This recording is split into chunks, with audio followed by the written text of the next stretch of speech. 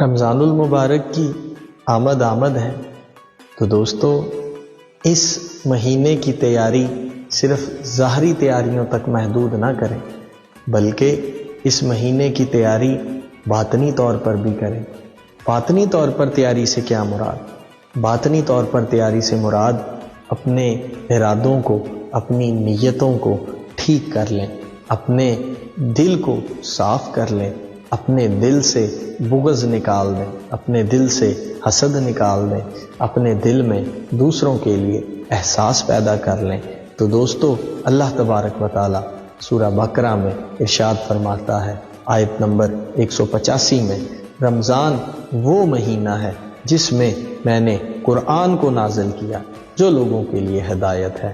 تو ناظرین، اگر میں چاہتا ہوں کہ قرآن مجھ پر بھی نازل ہو تو اس کے لیے مجھے کیا کرنا پڑے گا؟ مجھے رمضان کے مفہوم کو سمجھنا پڑے گا۔ رمضان کا مفہوم کیا ہے؟